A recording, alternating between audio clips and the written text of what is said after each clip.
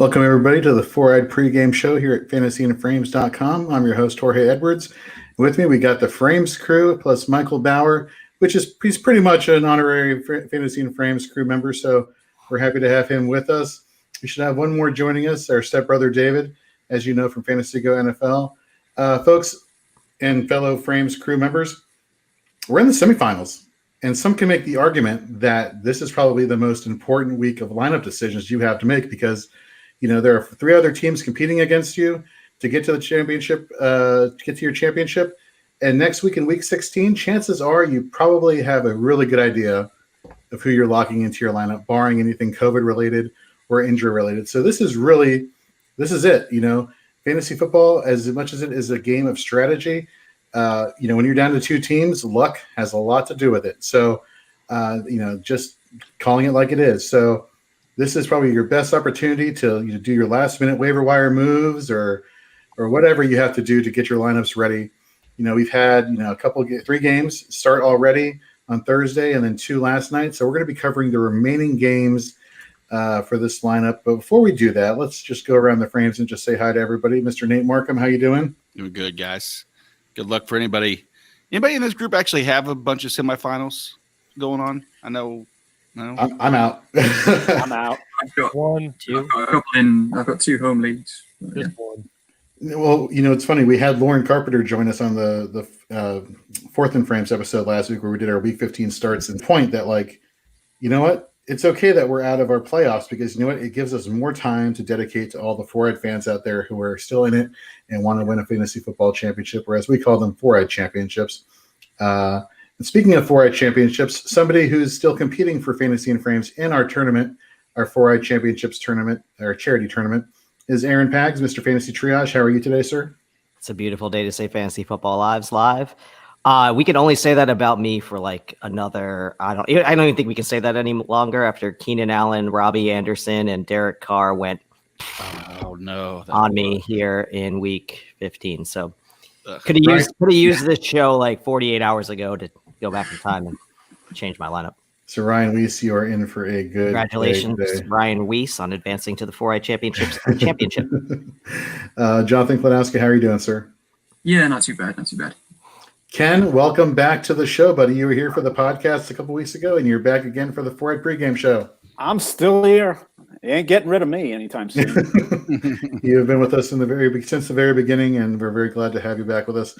And, of course, Mr. Michael Bauer from the Dynasty Rewind podcast. Give them a follow, as well as follow him at TheMBauer85. A great follow, great Dynasty information. Your crew over there at the Dynasty Rewind is one of the best out there. Definitely great podcast content, whether it's in season, the off season. Although one would say in Dynasty that there is no off season; it goes 24/7. So, great follow, great interaction, great guy in general. So, welcome, Mike. Thank you. Fire Harry Roseman. Just want to throw that out there. The resident Eagles fan and a Nathan Gary fan, as memory serves me correctly.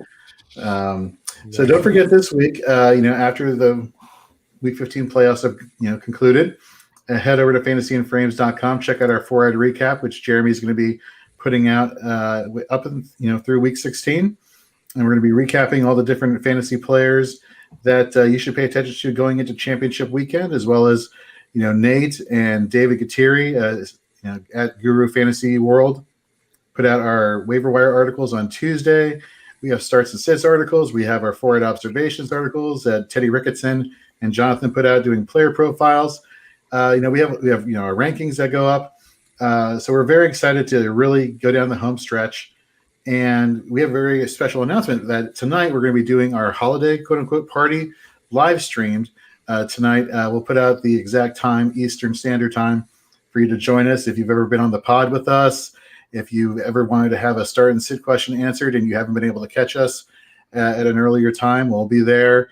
And we're just going to have a good time, and you just to hang out with the Frames crew, see us a little, how we are behind the scenes a little bit. And it's going to be a good time, and we're hoping that everybody has a happy and safe holiday going forward this week and into next week. And with that, let's just get into it. The Four-Eyed Championships tournament is going on right now. Scores will be posted up through the beginning of Sunday Night Football tonight. And then after Monday Night Football tomorrow, aka Tuesday, We will give you score updates to let you know who has officially made it to the championship round. So we're very proud of all these teams and the charities that they're representing. Remember, this is all for charity. And given what's going on in the world, the more we can give to charitable causes, the better we all are as human beings in general. Now, gentlemen, it's football time. Let's get into it. Let's talk about Texans and the Colts. Let's talk about some fantasy relevant players here. Man, you look at the Texans, kind of hard to really pinpoint who you actually are going to go with. Is David Johnson off the COVID list, or is he still on there? I believe he's off the COVID list. So he's off the list and no Duke. So he's going to get the 3 down, right? He's going to get the 3 down roll. No CJ Procise either. CJ Procise is still in the NFL. Yeah, I was going to say. Hey, you know what? CJ Procise is taking about 5 to 6 touches a week. Every if you can throw or add 5 or 6 added to any person's stat line, that might be the difference between. I mean, I've watched myself lose by a point or two this year so far. It's so weird. CJ Procise, we got JD McKissick's relevant. Alfred Morris has been taking carries away from Wayne Gallman, who took over for Saquon Barkley. It's just been such a weird year. Like, hopefully you guys have been, watching Fantasy and Frames, listening to Fantasy and Frames, and playing that waiver wire, because really playing the waiver wire is winning you a championship this year. Kalen Ballage is relevant. Ugh. I mean, James Robinson was a big waiver wire ad in week 1 or so. I didn't add him either, and I'm really kicking myself in the rear end for that one. At one point, Cole Beasley was also. And he still is after last night's 15.2 fantasy point performance and half PPR scoring. So he's definitely somebody here. Hold on. We got a question from somebody that is a friend and fan of the show. Nate might know who we're talking about here. Oh, my God. Is that Nate holding a stemless wine glass in the background of that profile picture? My God. Yeah, those are engagement pictures from last year. We need more embarrassing Nate photos. More embarrassing Nate photos. Scary. Thank you. I look good in those pictures because by proxy, Carrie, it makes me look better. The photo looks good because I think Carrie. Well, I think the wine bottle does a good job of accentuating that photo and covering up Nate's face. Covering my face. So. I don't know what. Does she think that it's smart for Drew Brees to come back and play in this matchup? Is what she's saying. See, she asks these advanced questions that I don't even understand. She goes by the number like she's some kind of play-by-play analyst and knows everything. I used to call Donovan McNabb number 5 because I didn't want to say his name when he was for the Washington football team. Yeah, no, that was a sad year. That was a sad year. It's hard for me to ever bench Patrick Mahomes, and I'm sure that's going to make both Nate and Carrie very happy, although I know she's a fan of Drew Brees. No Michael Thomas for the Saints. That's obviously a downgrade at the position. I think, if anything, this bumps up Alvin Kamara for the Saints. But as far as quarterback play, fantasy point play, this should be a fun game. Don't get me wrong, but I think the Chiefs are just going to hammer it to them. They have Mahomes every week, Carrie. Mahomes every week. Do I have a story about Mahomes being every week? Go on. Quickly, in the league that my older brother and I run, Rob, he has Mahomes starting this week. And he called me yesterday, and he was a little upset about that. Morning, Will. On his bench, he had sitting Josh Allen. Ooh. Dinger. Yep. Yeah, so we're going to 47 points. That's a tough one. Yeah, that we were talking about that. How could you sit Mahomes? Here's Even if you have Josh Allen. If you have Josh Allen during the season, week 7 or 8, why wouldn't you have tried to trade Josh Allen for another roster piece potentially? That was the second thing he said to me. Yeah. He was like, why the hell did I not trade him? I mean, there's better news, right? He didn't play against Josh Allen. That's true. Yeah, exactly. Yeah. He was a little upset, but it turned out not bad. He played against Aaron Rodgers. There you go. Okay. Well, that kind of worked out in his favor last night. We got Sports and Jigs asking her first start and sit question tonight. He lost Julio, Keenan, and Robbie. Darn right you lost Keenan and Robbie. They did nothing for you this past week. Need upside waivers. Got Pittman, Rager, Kirk, and Mooney. Man. Look, the target volume has been there for Pittman, but the performance has not been there. Jalen Rager is a rookie wide receiver, and he has a rookie quarterback throwing him the ball. Not so sure about that. Man, I have Pittman as the highest ranked guy on my list too. Indianapolis's implied point total is pushing 30. Rivers has thrown 2+ touchdowns and 4 straight. Pittman's getting targets. I mean, he's averaging, he's getting 90% of the snaps. He's getting the targets. He's not doing much with. I agree with Aaron. I'd take Pittman. I go with the upside with Michael Pittman. The target volume is there, and against this Texans defense, I mean, what are we really thinking? Another thing too, Darius Slay is out today for the Eagles. Their secondary is basically. I mean, I actually have a missed call from a 215 area code, so I might be getting called up soon too. It's bad. It's really bad. And they released Will Parks, because he was playing well, so they just caught him. It's like they did with LJ Fort last year. So, if for whatever reason Pittman would get snagged, Kirk might not be a bad play today because they're going to have to focus all their coverage on DeAndre Hopkins. So Kirk could possibly eat.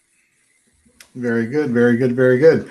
Let's go to the Texans. Deshaun Watson, he's a must start at this point of the season? Are we still saying that, despite the fact that the Texans' offense is just not what we were all hoping it would be?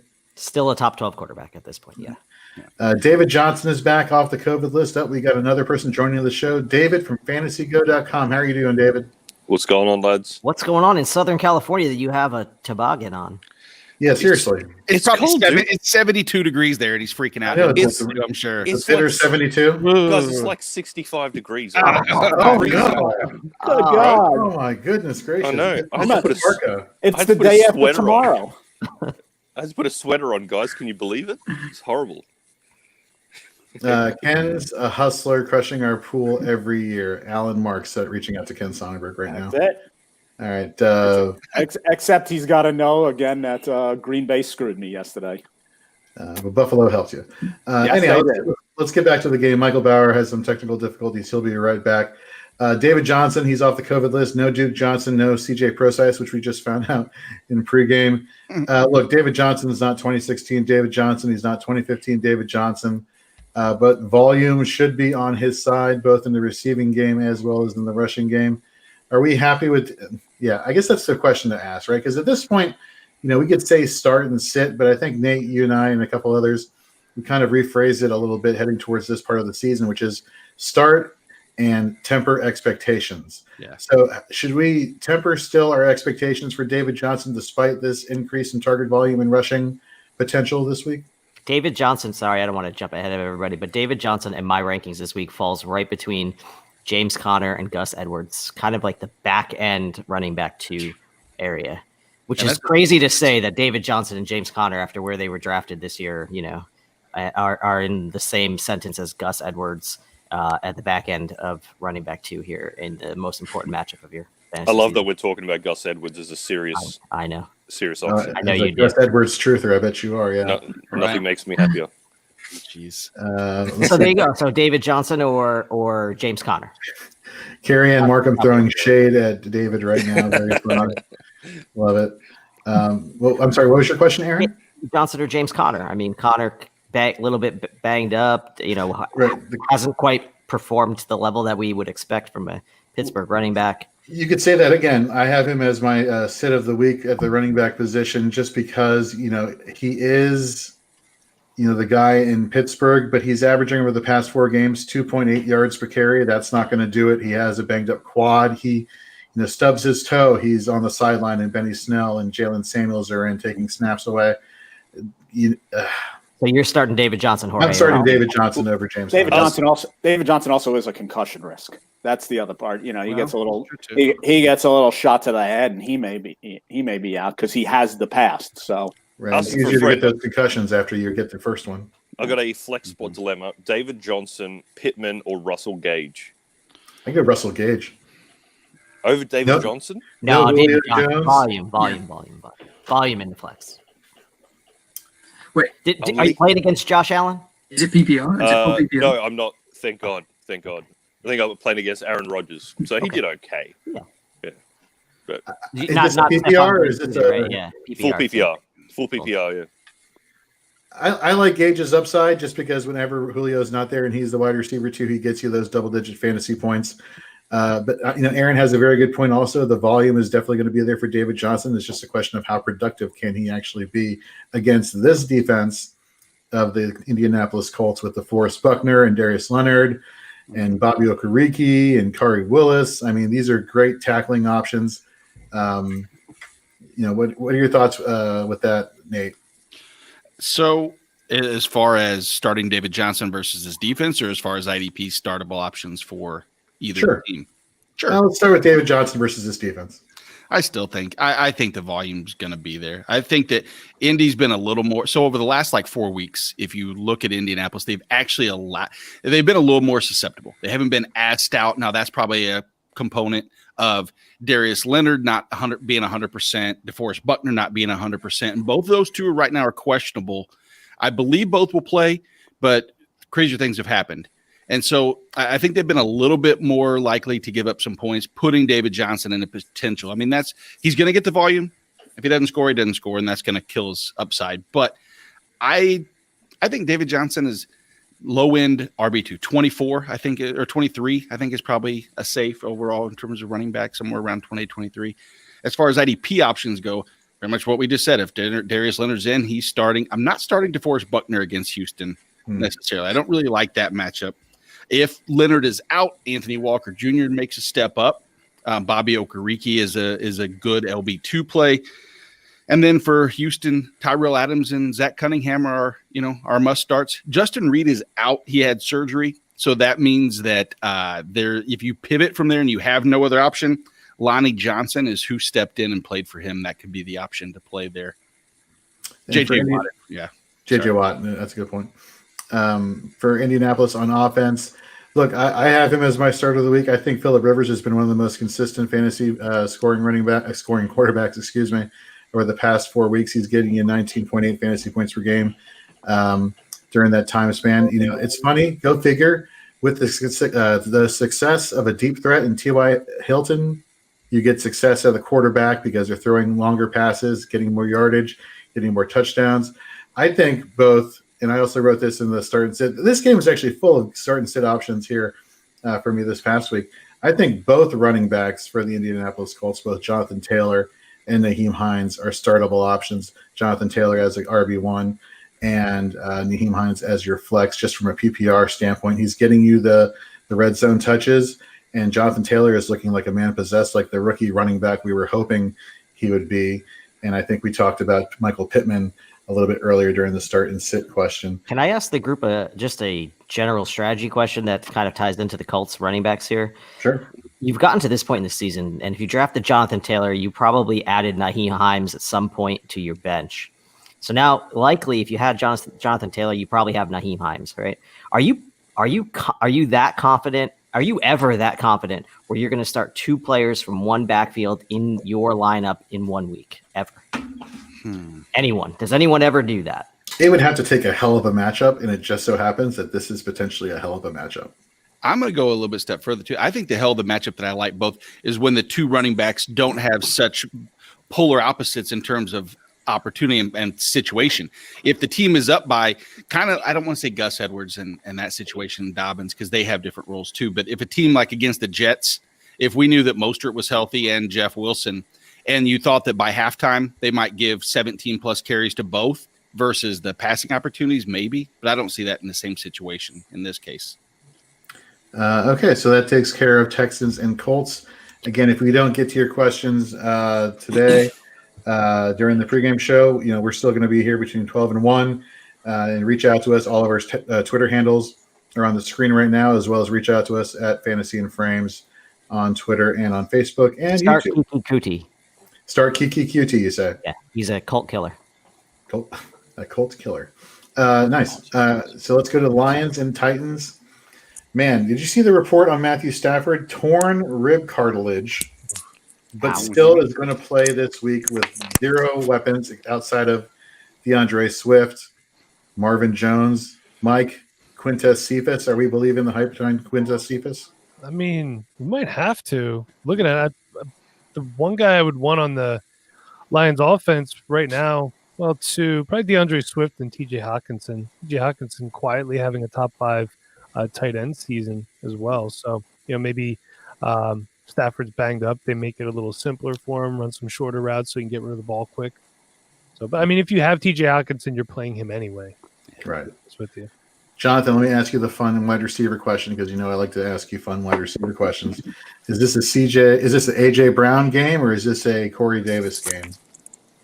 I think it's AJ Brown for me. I think, Davis has been really good, but I think AJ Brown's just kind of he's been slightly more consistent with the targets that he's seen over the last few weeks. We saw last week what he can do, on big plays. So yeah, it's AJ Brown for me. I'm happy starting both, to be honest. David, I believe the number is 156 yards that Derrick Henry has to average over the last 3 weeks of the season to get to 2,000 yards rushing. Do you think he goes off against the Detroit Lions this week and keeps that hope alive? I do. I think they want to get him to 2,000 yards. I mean, has anyone rushed for 2,000 since CJ2K or Adrian Peterson? I think 2012 Adrian Peterson is probably the last one to get to 2,000. I know he came up short of Eric Dickerson's number by 30 yards, I think, in that last game. But yeah, that offense just runs through him. And I mean, especially for some reason, Derrick Henry at the end of the year is just like a man possessed. He just runs hard, he scores well. I mean, yeah, I think he's going to be the overall number one running back this week. Let me ask you one more question, David. So what are your thoughts on Ryan Tannehill? Who's that? Is he like basketball? Orlando the backup point puncher? guard? No, yeah. Yeah, he's startable. I mean, obviously it's a leaky enough defense that I'm okay with starting Tannehill. I do think there are better options, but he's probably around the 10 mark for me. Okay. Anybody else have anything for this game, or can we go on to the next one? Lots of points, Jorge. When Tannehill starts regular season games for the Titans, the over is 18-4-1, 9-3-1 this season on the over. Lots of points in the Titans games. So start your Titans, start your Lions. Nice. And Matthew Stafford will not last more than a quarter. Yeah, Chase Daniels, if you have him in Scott Fishbowl, I wonder if he's available out there if you are still in the playoffs and need a quarterback too. Or one, depending on how bad things are going. Nate, let's talk some IDP for this game. It'd be quick and easy. Detroit, pretty much, Jamie Collins is about the only option that I like there. Okwara is not a great start for me this week. Nobody in the secondary. Too many timeshares going on there. On the Tennessee side, I don't like the outlook. If Jeffrey Simmons is still questionable, don't know his take. It's the only downside about going on at this point is usually it's about 10 minutes from now is when we start getting all these outs. But as of right now, Simmons is questionable. Harold Landry, I don't even like that necessarily. Detroit, shockingly, is not as bad against edge rushers. Look at last week against Green Bay. Zadarius Smith and Preston Smith, neither one really had put a ton of pressure on Stafford. And so you have this Harold Landry option where normally it looks great. I'm tempering expectations there. I do like Kevin Byard in the back in secondary, especially if you have an injured thumb. Wobbly ducks, Kevin Byard might be able to sit back because Kenny Vaccaro is another questionable, might sit as well. Vaccaro was out last week, right? So yeah. Okay. Yep. So definitely on board with everything you just said right there. Thanks. All right, let's go to the Bears and the Vikings. Man, the Vikings need this one bad to stay in the hunt. And the Bears, they I don't know what to say about the Bears. Sometimes they surprise you and sometimes they let you down. More often than not, they let you down. What are we thinking from the Bears and Vikings? Let's start with Ken. Ken, Mitchell Trubisky. What's the first word coming at him? What's the first word that comes to your mind when I say Mitchell Trubisky?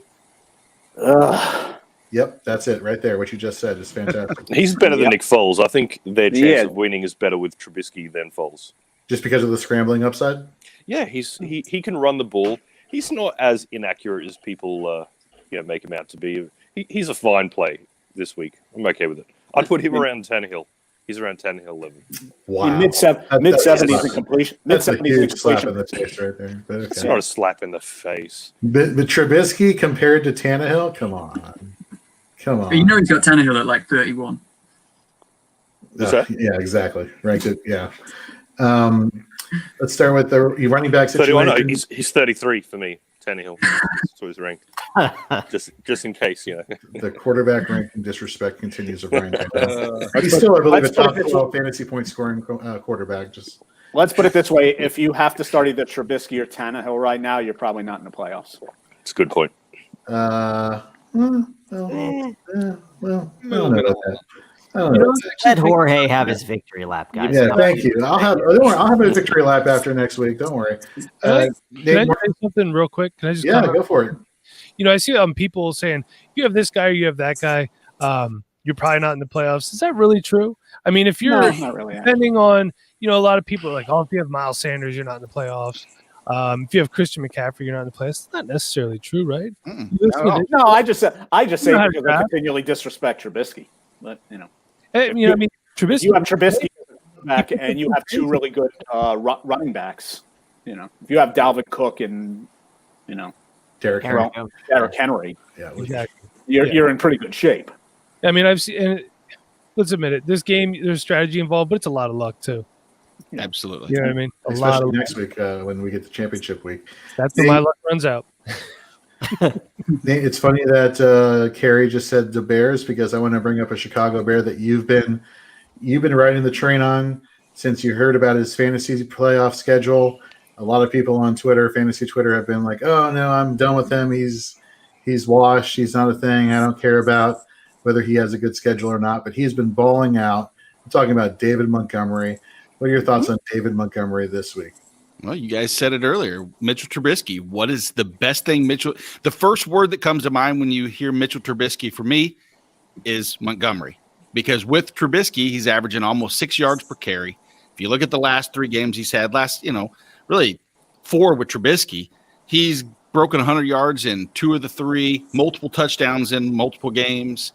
I don't know why it changed. I mean, I understand why Trubisky adds a certain element, because your legs and the rushing upside helps open up lanes and things of that nature. But the only thing I don't like, if there's one caveat, is Nagy is not exactly my favorite play caller. And I don't think he takes advantage necessarily of David Montgomery's abilities. Like if you look at last week, what does he do? Busts off that long run, and then he gets the ball, once every third, basically, one rushing attempt every third possession from that point going forward. It's a little frustrating, but I do like him in this matchup. Minnesota's not exactly great against the run. I mean, they're middle of the pack, so I would expect, I think 80 yards and a touchdown is probably a safe expectation for him. That's pretty good. And of course, on the flip side, for running back, Dalvin Cook is a must start. For wide receiver, the only Bears wide receiver, Aaron, I think we can agree on, is Allen Robinson. Yes. No Daryl Mooney, none of that. No, don't get cute. Don't get cute in the playoffs. Yeah. And on the flip side, for the Vikings, Adam Thielen, Justin Jefferson. I mean, these two are. Isn't it kind of funny that the Vikings, from a fantasy perspective, are starting to look like the Packers of old, where they would have 2, stellar top 10 wide receiver talents from a fantasy perspective. You have the Jordy Nelsons and the Devontae Adams on a team, and now you're having Jefferson and Adam Thielen. I think that's funny that just in the division that you're seeing that within the NFC North. In terms of tight end, I say the name Cole Kmet. He's a rookie. Mike, what are your thoughts on Cole Kmet? I like Kmet. He was the best rookie tight end in this kind of a weak tight end class. Also, just so you know, for those of you playing Dynasty, Kyle Pitts did declare for the NFL draft this morning. Mm-hmm. He's likely to be a top 10 NFL pick. So he's going to be great, especially in tight end premium. I did see that Jimmy Graham's snap share has been going down a lot the last few weeks. So Kmet could be a guy. And Aaron's right, don't get cute in the playoffs, but the tight end landscape is pretty bad. Ugly. Yeah, that's ugly. Tight ends are ugly. It's terrible. So he could be a guy that might be a sneaky play if you don't have a better option. Maybe you punt at the position and hope somebody would work out. Maybe you drafted Ertz and he's been hurt and not productive. Goddard hasn't really shined yet. What's the guy's name? Jonnu Smith has been really touchdown dependent. So a guy like Cole Kmet could possibly pay off today. And the Vikings' pass defense isn't really anything to write home about either. So, David, let me ask you a question. When he's been on the field, he has actually been really good productivity-wise. The snap share hasn't been that high, but when he's been on the field, he's done well. Irv Smith Jr., tight end for the Minnesota Vikings. I believe there's some concern with Kyle Rudolph and his availability. I thought he's been ruled out. There's a lot of concern with Kyle Rudolph's availability today. Would you feel comfortable inserting Irv Smith Jr. into your tight end spot? Absolutely. I mean, the Cousins looks at him in the red zone. I don't think you're going to get a lot of work in the middle from Irv Smith, but I do think that when they get to the red zone, he's a big body receiver that Cousins likes to throw to. If Rudolph sits, if he's definitely out, then I'm definitely playing Irv Smith Jr. Nice. Nate, what about some IDP options for this matchup? To add that Dave, Kyle Rudolph is out. Irv Okay. Smith is in. Irv Smith did all his damage last week with on 35% of the snaps, by the way, too. So good start. Speaking of people being out, Eric Kendricks is out. That moves up Todd Davis in that good linebacker spot, especially if you're scouring the waiver wire. That could be a sneaky good pickup here just in that last minute if you had Kendricks and he's out. Hopefully you had already pivoted from there, but if not, look for Todd Davis. Harrison Smith in the secondary is a decent play too there. For the Bears, up the middle, Akeem Hicks is a really strong play. I don't like Minnesota's interior line. I think that they're a little susceptible, and obviously when Akeem Hicks has done a good job of stopping the run to some extent, and we know Minnesota and running game kind of synonymous with one another. Roquan Smith, Danny Trevathan, both must starts. The only other person who is each week in and week out, it kills me, is Khalil Mack. I want to start him every week. If I suggest it, since I don't have an IDP league going, I'm going to say sit Khalil Mack.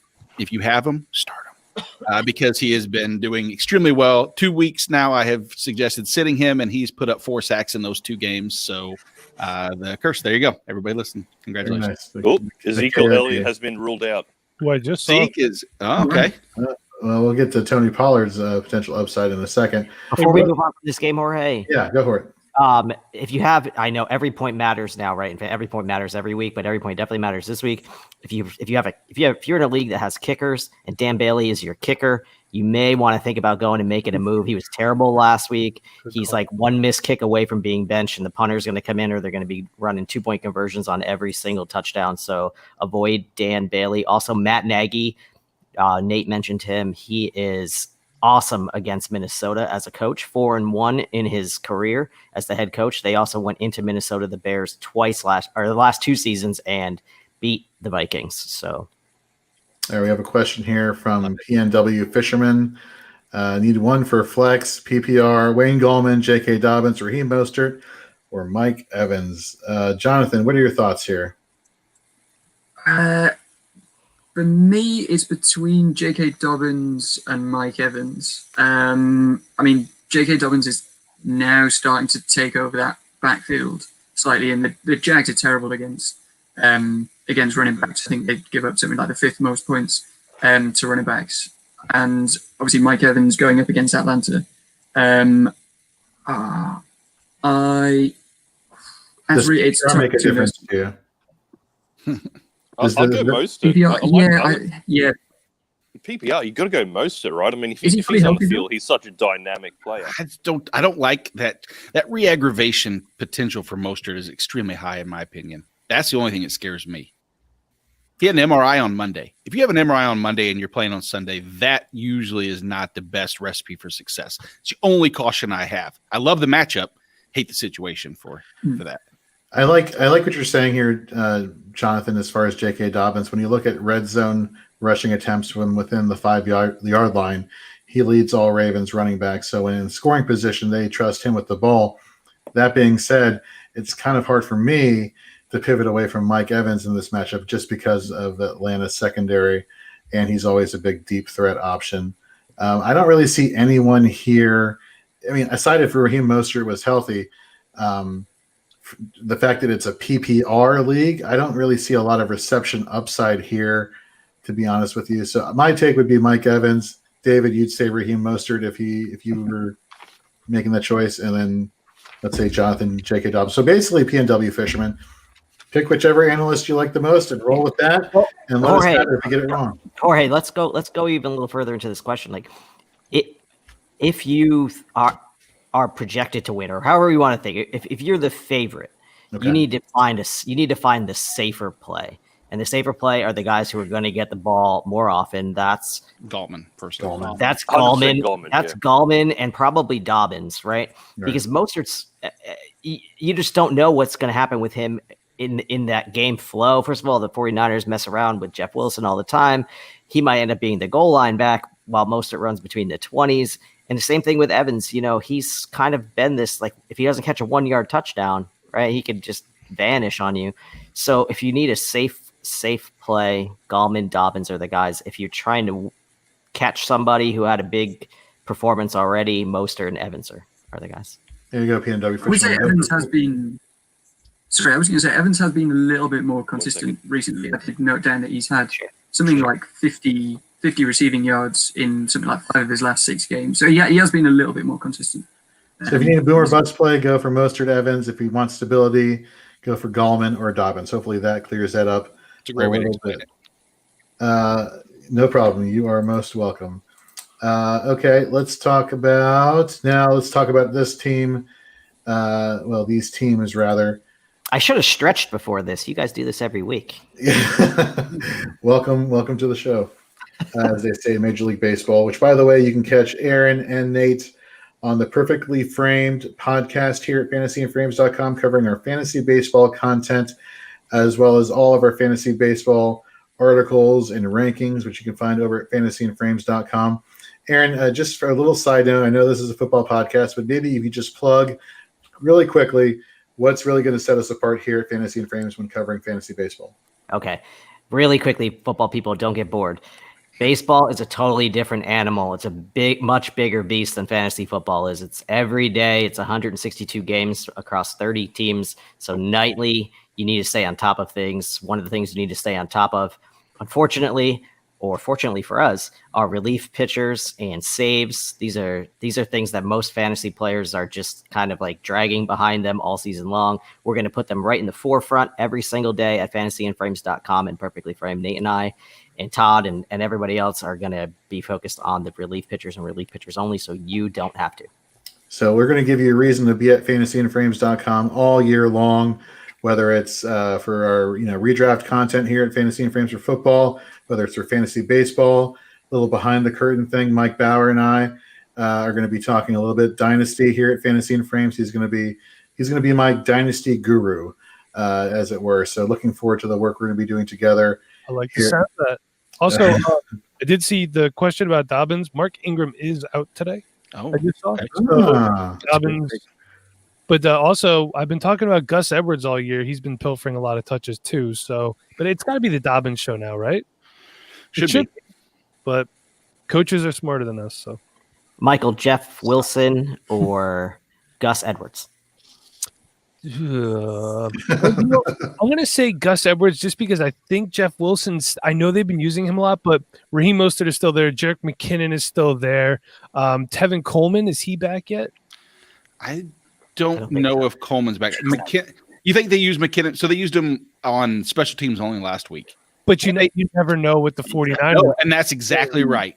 And that's why I think I'm going to take the – Aaron, you were talking before about the volume with Wayne Gallman, and that's how I always play too. You want the guy getting the volume might not be the best player, but sometimes opportunity is greater than talent when it comes to playing fantasy football, because if you get 30 carries as opposed to 10, you're going to have more opportunities. So I'm going to go Gus Edwards out of that one just because, if you're choosing between two guys, Gus is going to have more of an opportunity to get carries than out of 4. Yeah. Every time a complimentary thing has been said about Gus Edwards, David's technical difficulties have miraculously fixed themselves for him to be here just in time to hear that. I think that's funny. As anybody who's been watching the show knows, you probably think that's funny as well. All right, I just thought the cold snap in San Diego froze his wires, and that's why he went out. Right, exactly. All right, let's go to Seahawks, Washington. Aaron, you and I are fans of the Washington football team. Are we fans of Dwayne Haskins and therefore the receiving options for this matchup? Always attack the Seattle secondary, even with Dwayne Haskins at quarterback. So you're totally comfortable with Terry McLaurin, F1? Yeah. I mean, McLaurin's a starter every single week for you anyway. I don't think that – I mean, maybe against a tougher defensive backfield, you may hesitate, but McLaurin is right there amongst the wide receiver ones this week. So, probably like 12 through 15 in most people's rankings. So you're starting McLaurin. What about Logan Thomas? He's kind of turned into a focal point of this passing game as well for Washington. I know the Seahawks are a little bit better against the tight end. They got some good linebackers last time I checked, hovering over the middle. But, we said that about Pittsburgh, and we saw what Alex Smith and Logan Thomas were able to do against them. I know tight end is shallow. I know, and it sucks we have to keep saying that tight end is shallow, but that's the fact of the matter. Tight end is a shallow position. You may have no choice but to start Logan Thomas.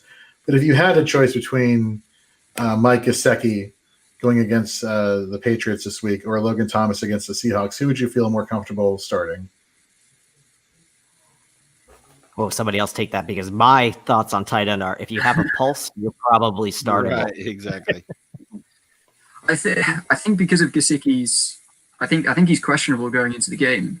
So He has a yeah, You go yeah. Thomas then?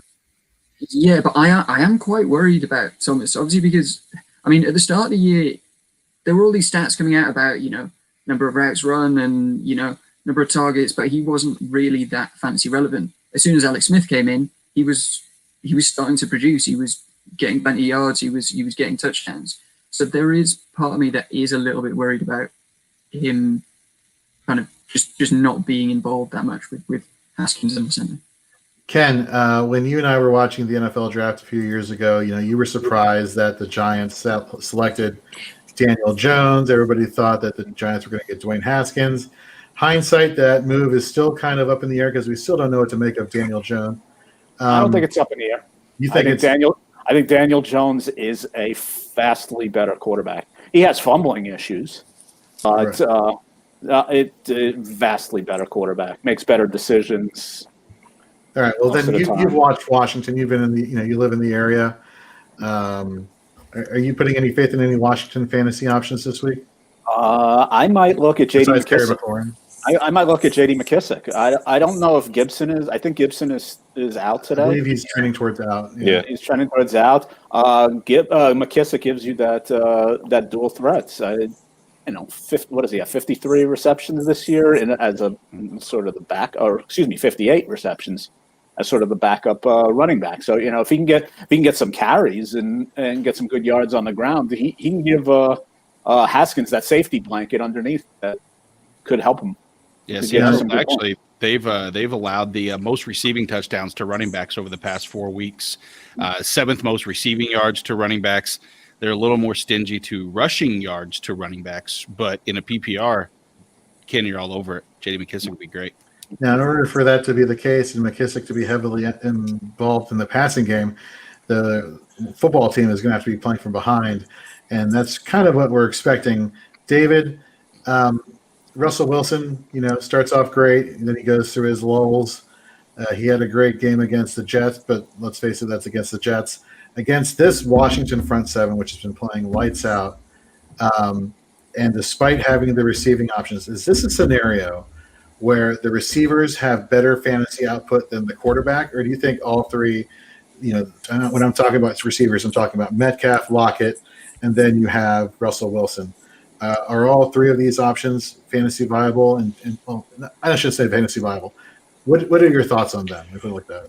It's semi-final time, and I'd rather lose a game starting Russell Wilson, knowing that he has the potential for 400 yards and 5 touchdowns, rather than benching him and putting in some fill-in like Kirk Cousins, watching him blow up on your bench. This is a start your studs time of year. Like yesterday, Deontay Adams didn't do great for people who've got him, but you start Deontay Adams. You never, pivot away from a stud like him. Russell Wilson's just been, he's got the potential to be great. I would still start him happily. What about Chris Carson? I am in my both of them actually, Carson and Russell Wilson. I got him in my final semi-final that I'm in right now.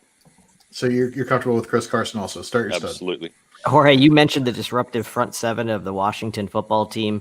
Seahawks right tackle Brandon Shell ruled out, so inactive for today's game.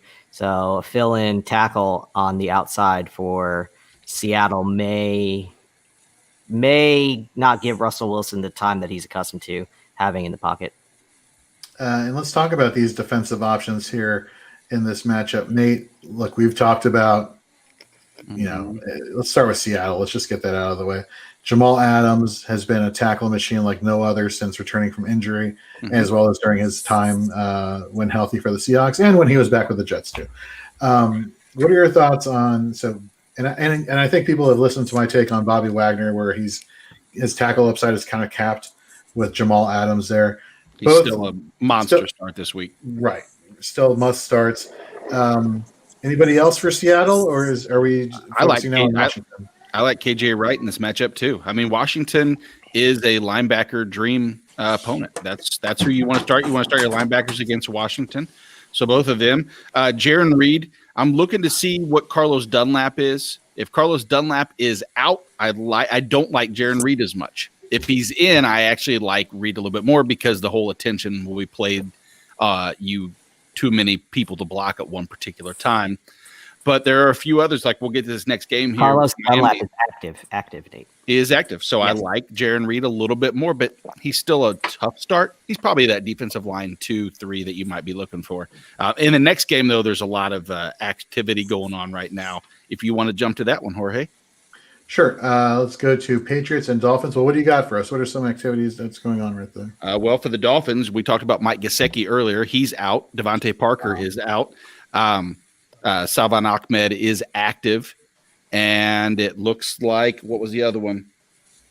That's what I got. That's a lot. But you talked about Gesicki earlier, and that was the one that stands out to me the most. Wow. So Tua is not really going to be getting a lot of favors outside of Ahmed, which I don't know if that's saying a lot versus this Patriots team, who just got carved up by the Rams, but that is the Rams versus the Dolphins. I feel like this screams a defensive matchup here. You know, you got a great secondary for the Dolphins. You got Stephon Gilmore still for the Patriots. No Damian Harris, I believe, this week, or at least he's trending towards being out, which means Sony Michel would be next in line, theoretically. You know, although I think it's more certain than not, given the fact that the running back situation is kind of. I like Sony Michel this week, to be honest, with Damian Harris out. With Damian Harris out, I mean, I wouldn't have have said so if Damian Harris was in, but I mean, he's the ground and pound guy. No Rex Burkhead, no Damian Harris. Really, you've got James White and Jakob Johnson. I mean, I think Sony Michel's good for probably 15 to 20 touches. I agree with you, David. Looks like a mismatch on paper. Patriots are the 5th best rushing offense in the NFL. They ran for 217 yards when they beat the Dolphins 21-11 back in the first week of the year. And the Miami's rushing defense is allowing 120 yards a game. It's 22nd in the NFL. So that's a mismatch, right? If you're struggling at running back and a guy's probably available in 99.9% of leagues, pick him up. Mm-hmm. Mike, I want to get your thoughts, and I know this is probably not the best matchup to evaluate his outlook going forward, but what have you seen out of Tua as he's been starting this year that could potentially give some people some hope or maybe give them some anxiety regarding his outlook in the NFL as far as a fantasy asset?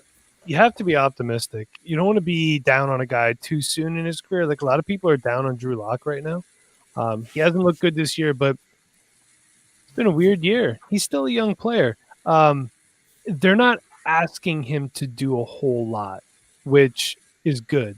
That tells me that they don't want to kind of do a trial by fire thing, let him sink too early. Mm-hmm. So they're easing him into the game. They're making it easy for him. A lot of people talk about his numbers at Alabama. You have to be transparent when you look at numbers like that. If you look at the way Alabama runs their offense, it's a lot of quick routes, a lot of short stuff, and then they have explosive playmakers that make a 12-yard pass and 80-yard touchdown. So you have to look at everything. But, this is definitely the way the NFL is going with a mobile move-around quarterback. You can see it. You got guys like Lamar Jackson, Taysom Hill, Jalen Hurts, guys like that can move around. So, Tua is definitely here for a long haul. You want to wait a little bit if you're going to try to buy any guys like this. Right now, playing well, the price is going to go up. You wait till the offseason, till the fresh batch of guys are going to come in. Let that rookie shine fade off a little bit, and then you acquire a guy like that. Who are the remaining true pocket passes? I mean, you got Breeze, Rivers, Brady. Is that it? Matt Ryan. Yeah. Kirk Cousins. Kirk Cousins moves around a little bit. They're kind of going away. You want a guy like I was really high. For me, I had Justin Herbert over Tua. To be honest, he can still run. He can run very well. He can. But I'm just saying he's a guy that I had above Tua. But one thing I can say, when you scout rookies, trust your gut, trust your instincts. If you're wrong, you're wrong. Just own it. And when you're right, take your small victory lap and move on. So right now, I had Herbert over Tua. Well, that was previously, and I was right so far. But let's not forget, next year Tua could be over Herbert. When you look at coaching structure, so the organizational stability is big too. That's something that you have to think about when you acquire players in your dynasty league. Like, yeah, man, Herbert lit it up his rookie year, but new head coach, there's going to be a new scheme. There's going to be bumps along the way. So You know, you I have think to, they keep Lynn. I don't think they get rid of I Anthony don't Lynn. know. I don't know Are how you trolling us right now? Yeah, I'm just going to say the same thing. 100% legit. If you look at, I watch a lot of the Chargers games, right? If you look at the Chargers, they've lost by 1 touchdown or less in the last few minutes in many games. They nearly beat the Chiefs. They nearly beat the Raiders. I mean, they actually had a touchdown with the Raiders game that would have gave them the win, but they overruled it and made it no touchdown. There's been a lot more closer games than you think with the Chargers. Someone has to take the fall for that, though, David. He's a terrible time be manager. the coach. Yeah, and it's going to be He's the a coach. terrible time manager. They ran. It was 20 seconds left in the game, like in week 11, and they tried being clever and ran the ball up the middle. Even though the Bills had like 8 men in the box, I think it was the Bills game that I'm referring to, and I can get it. Everybody's a genius, hindsight looking, if they would have actually executed that play properly and scored. But I don't know. I've seen more times. I can't disagree. I'm not the biggest Anthony Lynn fan. Reminded me of Spurrier trying to kick that ball with like 2 linemen. There you go. Yeah. No, that was Zorn. Zorn. Oh yeah. Jeez. All these terrible coaches blend together. Yeah. All right. So we're I was talking going to about say with Spurrier, hindsight is always 50-50. Remember that. Right. Exactly. Defensive options here for this matchup, Nate. I have one quick question for Mike before there. Sorry to drag No, this yeah, on. go Lynn for it. Bowden. Are you going to ask about Lynn with- Bowden? Yeah, exactly. Yes, Right. Lynn Bowden. With everybody else out, because obviously Gesicki's more in the slot than anything. Gesicki's out. Jakeem Grant is out. Now Devontae you're Parker looking out, at right? Devontae. Yeah, of course, Devontae Parker's Parker, out. big out. So does Bowden actually line up outside, or is he a potential slot guy in this matchup? I think he's a slot guy. I think he was 7 catches on 7 targets last week, so he was productive. You know what I mean? Yes. That being said, I'm going to go back to what Aaron said earlier, man. You don't mess around in the playoffs. So do you really want to take a chance on Lynn Bowden? I mean, don't, but if you had a roster, like let's say you're a huge Dolphins fan, you had Devontae Parker, you had Mike Gesicki, maybe there's not much out there that really tickles your fancy. Sure, fire it up. But, he's a guy, he played at the University of Kentucky. He did a lot of everything. Unfortunately, to me, he's a guy that didn't do a lot of everything very well. Okay? He was a gadget player. He was a lot like you guys remember Denard Robinson from the University of Michigan. Yeah. He reminded me exactly of Jaguars. Yeah, he went to the exactly. Jaguars and he fizzled out. So when you scout guys for your fantasy team, especially your dynasty team, do you really want to clog up a roster spot with a guy who does a lot of things but is probably never going to really consistently give you a solid floor? I mean, the ceiling is fantastic, but the floor is seriously 0 or negative points for a player like this. He's a guy that they could hit him on a screen pass in the backfield. He could fumble the ball. It could get turned over, and he never sees the field again. Yeah. Yep. Because you have Savon Ahmed from the University of Washington, who I was high on coming into this offseason. I'd rather give the ball to a Savon Ahmed. I'd rather give it to a backup wide receiver than Lynn Bowden. DFS play? Yes. There you go. Starting him in my playoffs? No. Oh, by the way, Irv Smith is like $3,600 on DraftKings right now. Boom. So I just filled out 3 lineups with Irv Smith. I need to stop. So let me quickly go through the defense, and so we can all put our DFS lineups in, and I'll get paid since none of us are in the playoffs anymore that pay any money. On the New England side, I actually like the interior linemen. I like Lawrence Guy. I like Dietrich Wise. I'm a fan of Juwan Bentley to an extent. He's kind of a middling LB2 in my opinion. Adrian Phillips in the back, and the defensive back is an option that if you have him, you're probably playing him because he's gotten you this far. On Miami, Christian Wilkins had a great game against New England last time they played. He's boom or bust. He does have that upside to get to Cam. Emmanuel Agba, again, I think this is going to be that defensive battle, and I think the tackles are going to be spread around. On Miami's side, I want to say it could be Jerome Baker, but my question is that if Landon Roberts does play, and I didn't see that he's out, I think that those two start to eat into each other because Roberts was starting to take Baker's snaps away. I'm probably avoiding both based on that particular news. And Eric Rowe is a decent start as a DB2 in the backfield. Move it along. By the way, I mean- if the Patriots win today and Miami loses next week and Ravens lose 2 out of their 3, the Patriots make the playoffs. Wow. You're not looking for a little. It's gonna happen, guys. It's gonna happen. All right, and Oklahoma, Can't wait. go on. Patriots Oklahoma 2020 Super Doug. Bowl champions. Oklahoma Doug, howdy. Good to see you too. Glad to see you back on Twitter, man. It's been a long time. I hope you're doing well. Thank you very much for joining us, man. Let's go to our next matchup. Speaking of the Jaguars and the Ravens, let's talk about them. Let's start with defense first. Doug's got me all motivated now to talk to an IDP. Nate, Jaguars, Joe Sherbert, Miles Jack. No Josh Jones this week, I believe. Are those the only options on defense that we're thinking for starting? I mean, for me, yeah. For the Jaguars, that is. For the Jags, yeah.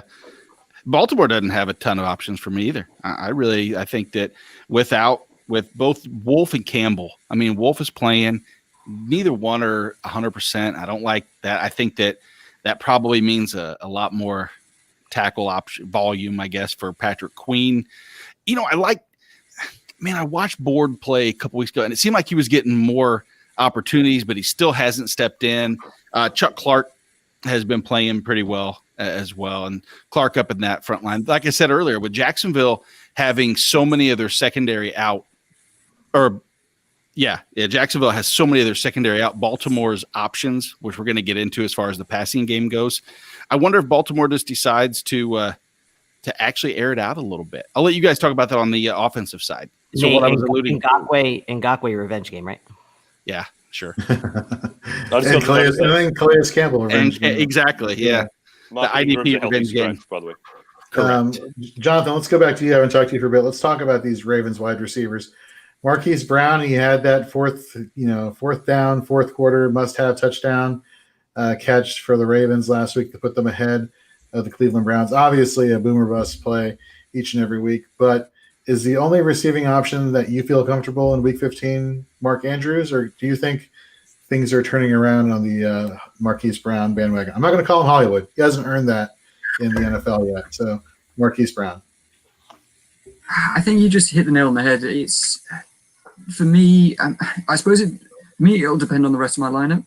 If I need someone where he can score like a 70-yard touchdown, then yeah, he's one of the perfect players for that. And today, as Nate just said, it could be one of the perfect days for that. But if you need a safe play, I'd look elsewhere because he could just disappear. On the flip side, we have Gardner Minshew, back at quarterback again. Does this mean DJ Chark's upside is there, David? No, I still don't have faith in DJ Chark, a guy who last week caught 2 out of 7 targets. It doesn't excite me. I don't really want any receivers in Jacksonville, to be honest. There's better options on the waiver wire. I mean, if Russell Gage is someone who might be on your waiver wire, pick him up, play them over any Jags receivers. There are a pair of wide receivers for the Ravens that are rookies this year that I'm hoping Mike can fill on. Duvernay, and I'm blanking on the second one. James Prochet. James Prochet. There we go. Can you tell us a little bit about that? I would love to. James Prochet is out of SMU. I think he's like 6 foot 215. I don't have my notes in front of me. He's a pretty good guy. He's pretty good. Let's put it that way. He's kind of a raw talent. Reminds me a little bit of KJ Hill from the Los Angeles Chargers, who played at Ohio State. Devin Duvernay went to the University of Texas. He was a 3rd-round draft pick, I believe. Him and Colin Johnson were teammates there. Colin Johnson is the Jaguars wide receiver. I think I'd mentioned that before in this program. So Duvernay's a guy where he's going to excel in the slot and on screen passes. Unfortunately, what both of these wide receivers need is a very accurate passer, which Lamar Jackson is not. I have a hard time getting excited about any pass catchers on the Ravens, except for Mark Andrews. But we did learn our lesson with the guy like A.J. Brown when he went to Tennessee and Marcus Mariota was still there. Nobody was excited about it. So don't devalue these guys completely because you never know what could happen. Not saying that they would get rid of Lamar Jackson, but maybe he improves his accuracy in the offseason. If you're trading for these guys right now, they're throwing pieces for Dynasty League because they're not doing anything, unfortunately. And Prochet did just come off the COVID list as well. I wouldn't feel comfortable starting them this week, to be honest with you. If I'd start anybody on that team, it's Andrews, it's Jackson, it's Dobbins. It's pretty much it. And Gus Edwards, of course. Oh, is Dave still there? I mentioned Gus Edwards. He is. Again, whenever we say something positive about Gus Edwards. Just make it. All right, let's go to our next matchup. Always love hearing the Gus bus. Ken, let's go to you. We haven't talked to you in a bit. Matt Ryan, when Julio Jones is not in the lineup, man, he's looking rough. When Julio Jones is in the lineup, he's looking still rough, but, not as bad. What are your thoughts on Matt Ryan this week without Julio? It's going to be tough. I mean, he's going to have to depend a lot on Calvin Ridley and Hayden Hurst. I mean, Todd Gurley is there, but he really hasn't done much this year, especially in the receiving game. So it's really it's tough. Yeah, going against that Tampa defense. That Tampa defense is pretty solid. So this is going to be a tough slog for Matt Ryan. Jonathan, for the wide receivers for this matchup, and then Aaron, I'll get to you in a second. Let's start with, Ken just brought up Calvin Ridley, and I believe, David, you had mentioned as a waiver wire option, Russell Gage. Going against this Bucs secondary, what are your thoughts here for either of these guys? Is it both of these guys have upside, or you think it's just Calvin Ridley this week? Talking to me? Yeah, I think with Julio out. Okay. Sorry, I was going to say, like with Julio out, I think they're both. I mean, Calvin Ridley he's seen 10+ targets for the last 2 weeks, so I don't worry at all about Calvin Ridley. I think Russell Gage is a decent start this week, especially if you're in a full PPR league. I think he'll give you a fairly safe floor. I mean, we've seen that Hayden Hurst hasn't really done that much this year, so I think Gage is a decent start. Aaron, Do you think Carlton Davis? I just want to jump in on the Hayden Hurst here, Jonathan. Last 4 games, Hayden Hurst averaging over 12 fantasy points per game, and the Tampa Bay Bucs defense, it was one place it's vulnerable. It's against the tight end. The tight ends against them, they're the third best play for your fantasy tight ends on the season. Aaron, let me ask you a question. Yeah. Leonard Fournette. Oh boy. I straight in my head, as soon as you said his name, this is instantly what I thought. This is probably his last chance to audition for a contract. Ronald Jones will be coming back next week.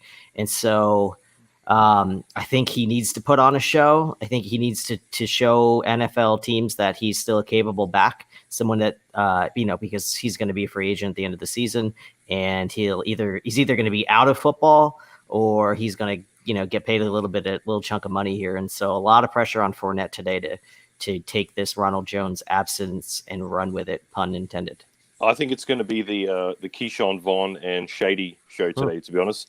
I cannot see Fournette getting carries. He was a healthy scratch last week. I mean, you don't go from healthy scratch to 3 down back in the matter of days. I just can't see the coaches trusting him enough to carry the rock 15+ times. Aaron, let me go back to you for another question. Chris Godwin, I drafted him in a bunch of leagues. He was coming off of that wide receiver 1, performance last year with Jameis Winston, albeit at the quarterback position. Things changed this year. He had that hand injury where he had screws in his hand. The screws are taken out now, but they brought in Antonio Brown. This wide receiving core for the Buccaneers is a mess. Ironically, it's turning into this team is turning into the Patriots on offense. Like, who do you trust? Can you trust Chris Godwin at all the rest of the season? So here's my thought on Chris Godwin and these kind of busty types that I wouldn't call him a bust, but a busty type of player that you drafted early in your drafts. It's not to not get cute, but you have 3 wide receiver slots, and he's worthy of one of them for sure. He's a wide receiver too, at even at this level where you can't quite trust him. He's still better than a lot of the other options that we've mentioned today, like the Pittmans and these guys who, the talent is obviously there somewhere, and so he is worthy of a spot on your fantasy playoff. All right, Nate, let's round out some IDP. Yeah, Tampa is, I say loaded, but what's weird is they're loaded from the positions that isn't normal. We normally have been saying, hey, it's start Levante David, start Devin White. I think this week it's start Antoine Winfield Jr.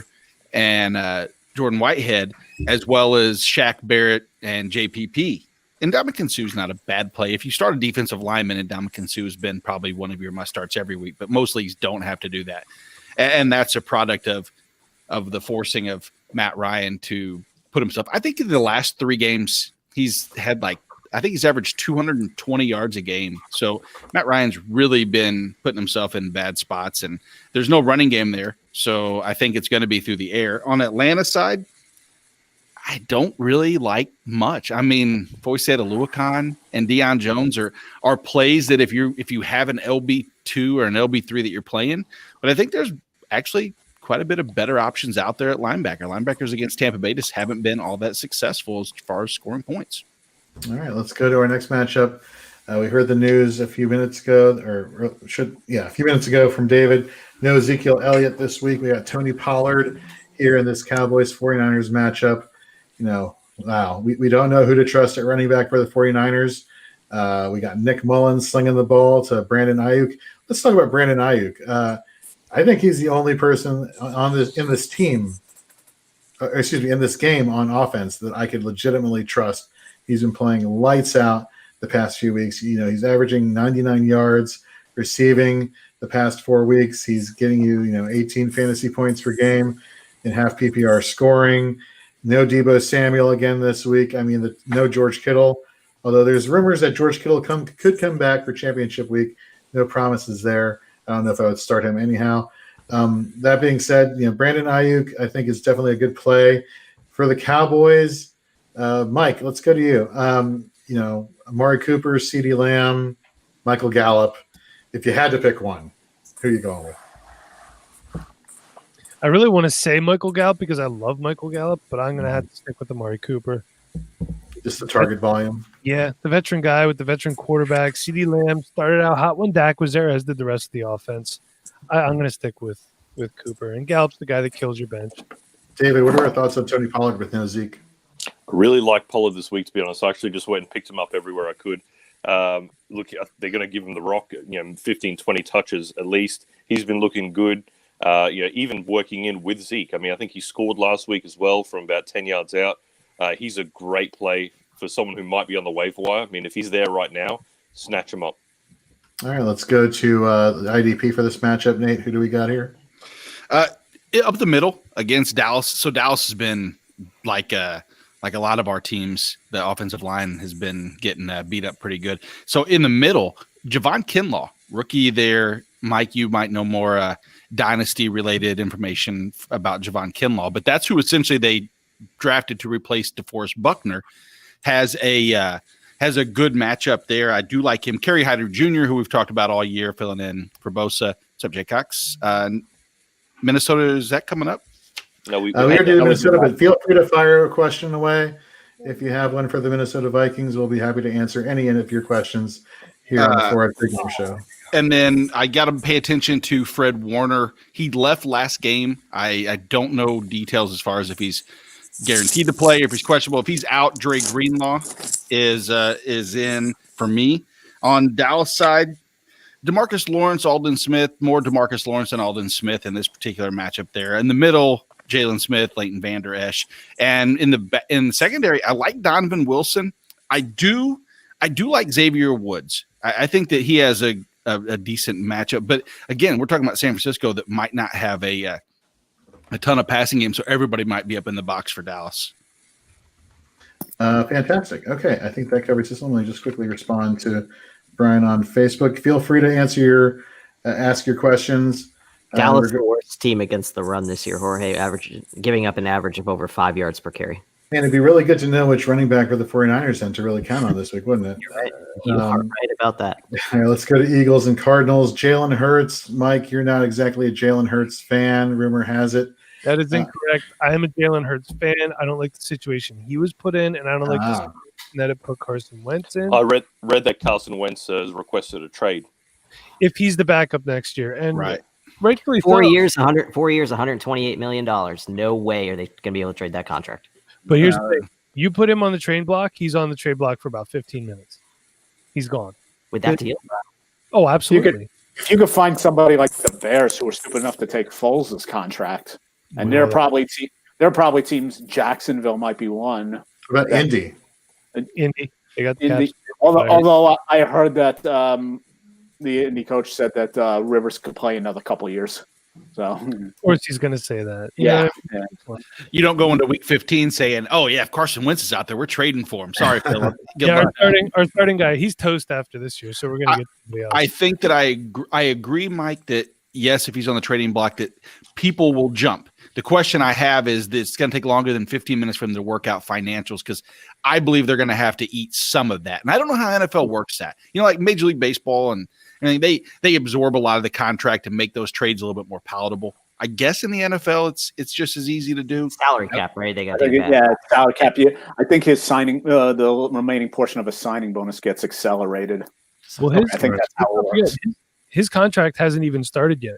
It kicks in next year. Right? Yeah, year of his rookie deal. So it technically didn't even start. It's just bad. There's actually a Twitter page called Eagles Fans Problems, and he does a lot of his like recent history stuff, and it talks about that basically this team, aside, I know that they won the Super Bowl, but under Howie Roseman's leadership as the GM, there's been a lot of toxicity that was never there beforehand as far as drafting players and this and that. It's actually a pretty good read too, and the more I think about it, I'm like, it's actually Jorge, as a Washington football team fan, you'll take toxicity in the trophy, right?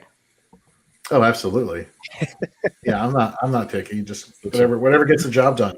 Yeah, he's already. David, what are your thoughts on Miles Sanders this week? He's a great player. I mean, a guy who I think is probably going to win your championship. Look, his yards per carry are not great, but he's just that much of a talent that he can break off for a 70, 80-yard touchdown at any point in time. We've seen that a few times this year. So yeah, you're definitely playing him. Hopefully, he's your running back 2. If he's your running back 1, it's concerns, but running back 2, I've got no problem at all playing Sanders. Brian, I'm going with Kirk Cousins this week. Anybody else feel differently? I agree. No other option. Yeah.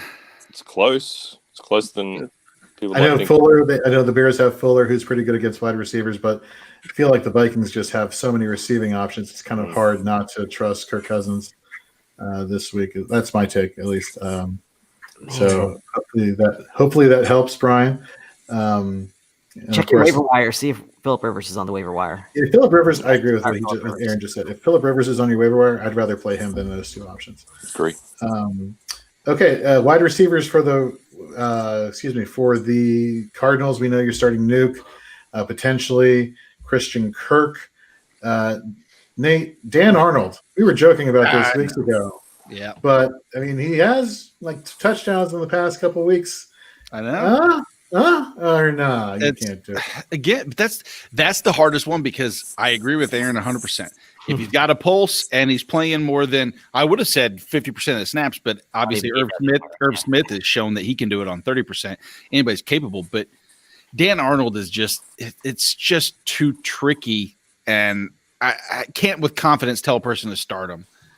But if it's a DFS play, again, if you want to take a gamble on somebody, he has the touchdown upside. Like we said, I knew as soon as I said no, I saw Dan Arnold score. I was like, son of a bitch. I'm looking at my tight end rankings while we're talking about tight ends really quickly, and I've got Jared Cook at 10 and Dan Arnold at 23, and all the guys in the middle I don't have. They're all the same guy. Mm-hmm. Well, does Dallas Goedert fall into that ranking, or is he in the top 10 for you? Dallas Goedert's 11. He's like right there too. All right, so then let me ask you a question, Jonathan. If you had to pick a receiving option, so a wide receiver or tight end, okay, and this could fit into a flex position potentially. Jalen Reagor or Dallas Goedert? You're welcome. I think I'm still going Dallas Goedert there. I mean, he had 4 receptions last week, which is joint highest. I really like Reagor, but he's just not seeing a consistent number of targets, really. I'd still go with it. All right, Nate, give us some IDP. For Philly, I want to say Brandon Graham every week because I'm a Brandon Graham fan, and that makes me do so. It's not the best of matchups for him. And honestly, Philly really only has 2. Him and I think Alex Singleton consistently. Mike, what's the news on how's TJ Edwards this week? I haven't heard, but Ron McLeod is out. He tore his ACL last week. Okay. So if you have him, you got to get rid of him. Hopefully you don't. But Josh Sweat has been doing that with limited. So. And that's exactly right. Josh Sweat has been, from a dynasty standpoint, especially going forward, Josh Sweat is a guy to pay attention to because he's doing all this on, as you mentioned, 30-something% of the snaps. Arizona side, though, Hassan Reddick was amazing. Hassan Reddick is in another amazing start. Philadelphia's offensive line, as we all know, is non-existent. Sorry, Mike. It is what it is. You know that. Jason Peters and Jack Driscoll, 2 starters, are now on IR. So They're starting their 13th different offensive line combination this week. And I mean, again, another reason why poor Carson Wentz, feel bad for him because that's what he's had to face in front of. It's this group. No offense to you guys. You guys all look like amazing offensive linemen. I mean, you don't, but you get the idea. Marcus Golden and Hassan Reddick will do what to the Eagles as he would do to us, they would do, which is get to the quarterback. I don't think Jalen Hurts' legs really negate the sack upside. So, and then Buda Baker is Buda Baker. You're going to start him every week without. Little did you know, Ken was all state at center back in 1918. So, congratulations, Ken. Yeah, he still has a trophy. It was actually 1920. 1920. Not- Your junior Not year. that old. I'm not that old. Yeah, he was a 7-year senior, so that helps out. Nice. All right, let's go to our next matchup. This should be really quick for the Jets. The only New York Jet I feel comfortable starting is on the defensive side of the ball, and Neville Hewitt at linebacker. I'm avoiding all offensive players. I don't care if it's Frank Gore, the ageless wonder, or Jamison Crowder. I can't do it. I just hashtag Jets. Crowder. You'd start Jamison Crowder? I'd start Crowder as well in Yeah. PPR. Absolutely. Quick passes. They got to get the ball out. Absolutely. I'll start Jamison Crowder. He's probably a wide receiver 3. So there's a wide receiver 3 in PPR. I'm perfectly okay with it. Yeah. Okay, all right, fair enough. For the Rams, Cam Akers had his coming out party last week, really the past couple weeks, but he really took it to New England Patriots, who are good against the run. Aaron, what are your thoughts on Cam Akers going in against this matchup with New York? Cam Akers and Dalvin Cook are the only two players with 20 carries or more in each of the past 2 weeks. So he only had 59 carries heading into the season, into those last 2 weeks. He's definitely the guy in Los Angeles now. It's obviously his backfield. We talked about that way back at the beginning of the season, that we've been waiting for this to come to fruition. And now that it has, yes, Cam Akers. Jonathan, you know you're not getting away with this. Cooper Kupp, Robert Woods. Who is it this week? Look, I think you're going to start both of them against this Jets defense. I think they're giving it the most points. Well, is it second most points to wide receivers? Most yards, I think. Yeah. Yeah, I mean, if I'm going to pick one, it's going to probably be Woods, just because over the last 3 weeks, he's seen slightly more targets. I think he's seen 31 to Cooper Kupp's 19. I am maybe a little bit worried that the Rams go a little bit run heavy here and start to pull starters halfway through the game if they're up massively. I mean, we were talking before this about the line in this game, and 17 and a half, right? Yeah, 17 and a half. So yeah, 17 and a half. Yeah, exactly. So if they're up by like 30 points at the half, yeah, I don't know whether they're pulling people. I love how Jonathan always especially because thinks they've got about it. big. I love how he thinks about it like he's not expecting the question. Yeah. Yeah. Nate, IDP options for the Rams? I mean, honestly, I like a lot of them because I think that the Jets give up a ton of pressure. The question is how often will the Jets have the ball? And so I worry that there's a ceiling every time the Rams score, right? Yeah, but how long is that? Is that going to be sustained 7-minute drives, or is it going to be big chunk plays? And who knows? But you look at Aaron Donald, you look at Michael Brockers, Leonard Floyd, all three viable options to start. Troy Reeder is another LB2, LB3 option, and John Johnson III is a low end DB1. Again, I'm moving him into my DB2. I like the matchups. I don't love the matchups against the Jets. All right, let's go to our next matchup, and I'm just going to cruise through the Saints portion. We're doing Chiefs and Saints. Drew Brees is back. No Michael Thomas for the rest of the season. For me, the only Saints that I feel comfortable starting are Alvin Kamara, Latavius Murray, and Jared Cook. I feel like those are going to get the more volume out of everybody else. I really can't trust. Could you trust Traquan Smith in Week 15? Depends on the upside you need. I mean, he's got that potential for upside. He's also has a floor of 0. I guess that's a very good point. And Aaron, you brought this up for an earlier question. If you're projected to win and you're doing well already, like you don't really need Traquan Smith. But if you need that boomer bust, then he may be an option that you need to insert into your lineup. For the defense, let's just round out the Saints right now. For defense, DeMario Davis, Malcolm Jenkins. I'm not a big Cameron Jordan fan. I write it every week during my DL sits. Cameron Jordan, no thanks. Trey Hendrickson, I'd rather start. And of course, we have a resident Chiefs fan right here with, again, another awesome picture of Nate Markham. And who else we got here? But she also loves Drew Brees. I know. You're so conflicted, Carrie. I know. Where does Thomas go in drafts next year? I'd say probably pick early to mid second round. I still think Devontae Adams takes over number one, like solid. Absolutely. Are we still assuming Drew Brees is going to be the quarterback? I was going to say, the question. If Brees retires, that'll be a big boost to top. Because if he retires and they go with Taysom Hill, which God help them if they do, you want to talk about the value of guys going down between Michael Thomas and Alvin Kamara. Nobody is more happy to see Drew Brees back than Alvin Kamara. Right. Well, I believe Sean Payton came out and said that, or at least unofficially, that it would be Jameis Winston as the 2, and then who's not even signed next year. Is he not?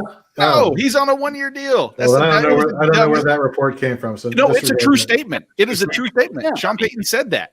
He said there's a chance. He goes, Jameis Winston will be battling for the spot starter if Drew Brees retires, but they haven't even signed Winston yet. Huh. And then they put Winston on the COVID list today. So it's a nightmare. What a stupid on the Saints, don't they have a lot of cap problems as well next year? Aren't they like projected to be way over the cap? I'm sure I read that somewhere. Not sure about that one. You're the resident Chiefs fan. Can you handle both sides of offense and defense? I ask you a question? Yeah, go for it. Let's get right to the point. Everyone was so super excited when they were the ones who nailed CEH in their draft when Damian Williams got ganked, and everyone was like, CEH, the cheat code, we win. We're going to win our fantasy leagues. Where has this guy been, and can I play him in my semifinal matchup, Nate? Can you play him in your semifinals? At what point did you draft him? That's the question number one, because if it was before the Damian Williams news, the good news is he's your flex spot, and I paired him with Saquon Barkley. Oh God, man, that's right. And I said I'm gonna win. So here's the question: Is your option Sony Michel versus CEH? I'm taking CEH in that situation. Wow. Me personally, just if I'm looking at running backs against the Saints, nobody has done really that great, except maybe just recently, Michael Bauer. You can let me know who was it that ran all over the Saints? Oh, that was Miles Sanders. That was Miles Sanders. And who said to start Miles Sanders last week, by the way? Did I what? You did. You said to start Miles Sanders last week. You said A.J. Brown last week. Congratulations. And this has not been a recent CEH problem. He's only had 2 top 10 running back finishes all season long. Well, here's the thing. The deficiencies that you're seeing in CEH's game are the deficiencies that you saw at LSU. There are times where he runs into his blockers. It happens. It's a vision thing. It can be corrected. Same thing happened with Jonathan Taylor earlier this season. He's not a red zone guy. He never was a red zone guy. If he was getting a touchdown on the goal line, he was jumping over his offensive linemen. So the fact of the matter is Clyde Edwards-Helaire was a luxury pick. This is Patrick Mahomes' team. Right. For the next decade and a half. It is not Clyde Edwards-Helaire's team. And as an Eagles fan, I know how Andy Reid operates. There's other guys there that are going to be just relevant enough to be a thorn in Clyde Edwards-Helaire's side. And that's part of the reason why a lot of people in the dynasty circles were saying Jonathan Taylor over Clyde Edwards-Helaire as the RB1. And that goes back to what I was saying is if you were lucky enough and fortunate enough to nailed him as your flex, he's been through, on the season, he's top 16. He's still top 16.5 point PPR scoring. Problem is over the last 5 or 6, he's running back 28. 40 yards. So, I mean, the last 4 weeks, he's averaging about 12 points a week, which is not, the problem is his floor can be lava and it can burn you. But he's also got Le'Veon Bell behind him, and Le'Veon Bell is still a good running back. Is he? Yeah. Is he? He's still good. I'm not saying he's elite, but he's not a nobody. He's not like a Alexander Madison to Dalvin Cook. He's still good enough. Yeah. He will score more than Alexander Madison this week. Le'Veon Bell will. I promise that. Nice. Any IDP options for Kansas City? For Kansas City, I think Frank Clark has played better lately. Daniel Sorensen is probably the one that if I had to pick one player. He hasn't been as good as he was from weeks 10 through like 12 there with that stretch that he was going through. But I like him to see a little bit more. Tyrann Mathieu is always boomer bust because he always seems to be in the vicinity of that tip drill, errant pass. I want to, be optimistic, but that's not a ton. There's not a ton of IDP options in KC, unfortunately. Yeah, let's go to our next matchup, Browns, Giants. We've got 2 more matchups to go. Ken, you're a resident Giants fan. Is there anybody in the receiving game, now I'm including wide receivers and tight ends in this discussion, outside of Evan Ingram that you feel comfortable starting?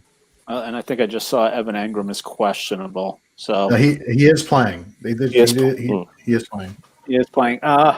Outside of Ingram, there's nobody that is. There would be nobody that I would trust right now if Daniel Jones was playing. You got Colt McCoy in there, so this is not going to be pretty. And with guys like Myles Garrett and Olivier Vernon hunting Colt McCoy down, right? Last week when we were talking, we talked about Darius Slayton, and he hasn't been targeted much. And funny enough, in the game last week, I think he was targeted the first 5 passes Jones threw went to Darius Slayton. So right. So is Devontae Freeman active? Is who active?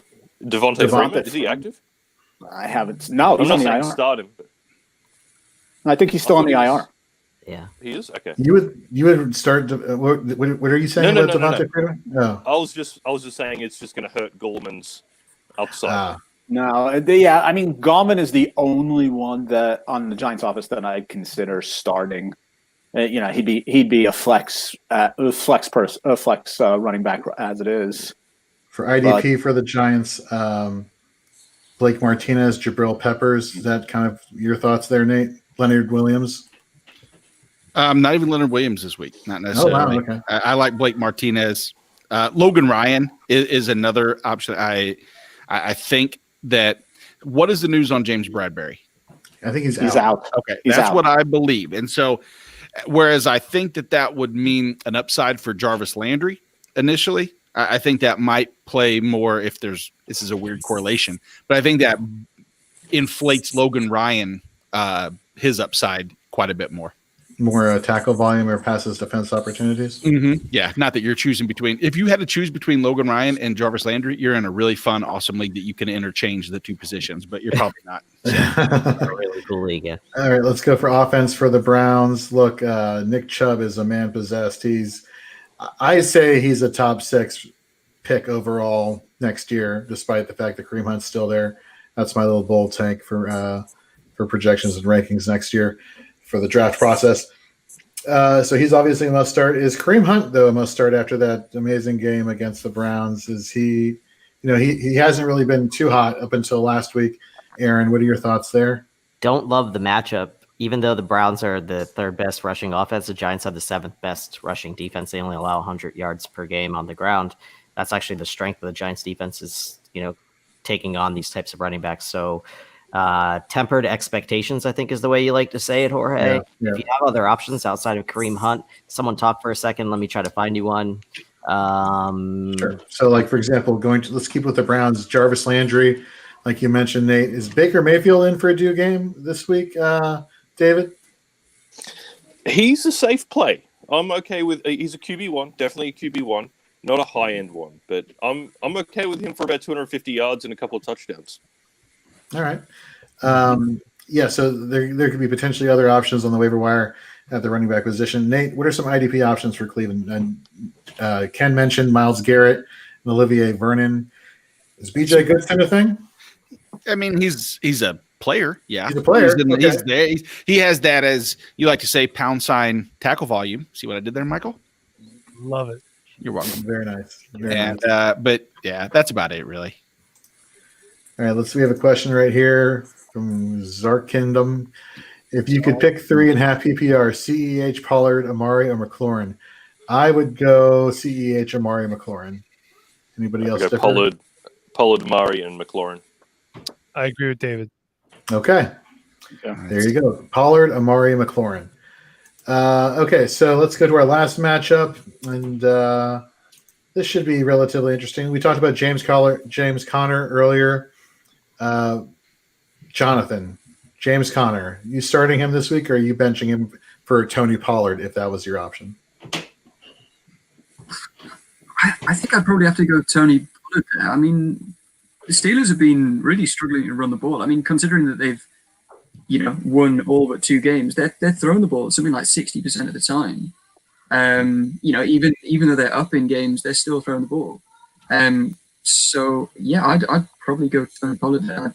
I just don't think you can trust Connor, especially. I mean, it should be a good matchup, but then he's had what should be good matchups in recent weeks, and he hasn't produced. So I know it's going to be tough having to bench him. But I think if you've got a good option, I would probably look to pivot. David, who is the wide receiver for Pittsburgh that you feel comfortable starting this week? It's only really Deontay Johnson. Desperation, I'm okay with Claypool as a potential upside with a very low floor.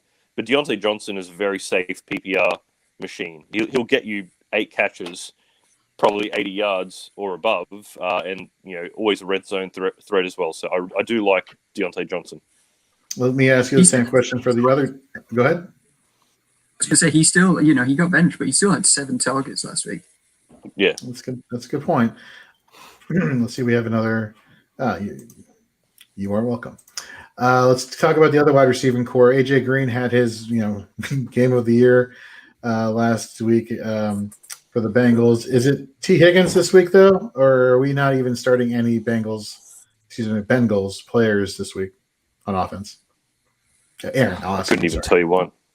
Tyler. Man, I don't know. It's hard to trust the Bengals wide receivers right now, especially in this matchup. What about IDP? Is anyone playing Gio?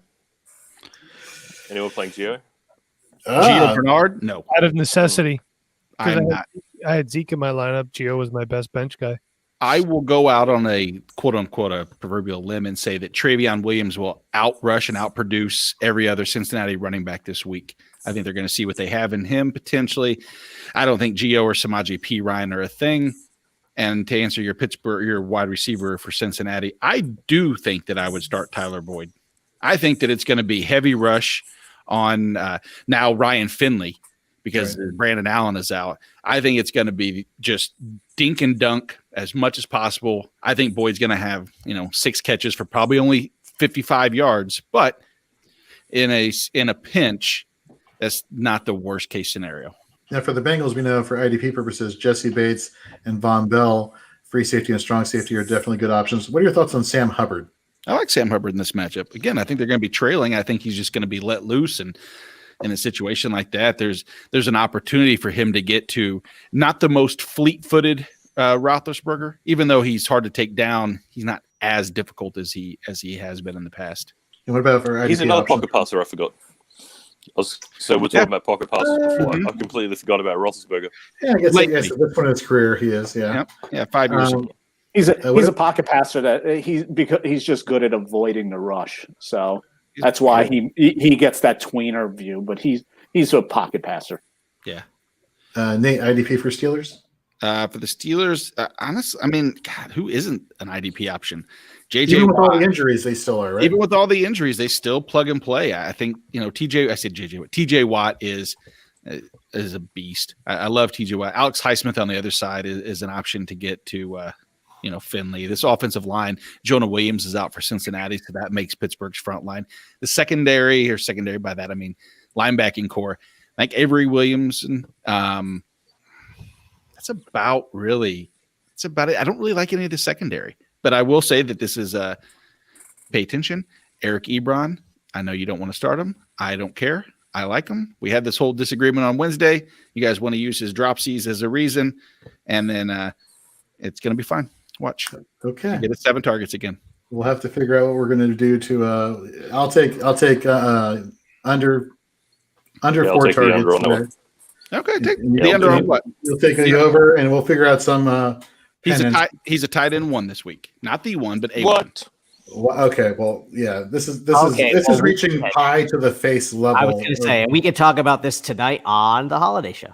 Yeah, we will do that tonight. So, Aaron, what time is the holiday show we're doing I tonight? don't know. What time do the G ladies and the Browns kick off? 8:30. So let's do it. Let's say between 7:30 and 8 o'clock. Does that sound good? Eastern Standard. Eastern Standard. So join us for the holiday show here at Fantasy and Frames. Anybody who's ever been on the show, obviously Michael Bauer, David, you are more than welcome to join us. We're just going to answer questions, just talk about stuff, and We're going to debate LeBron versus Michael Jordan.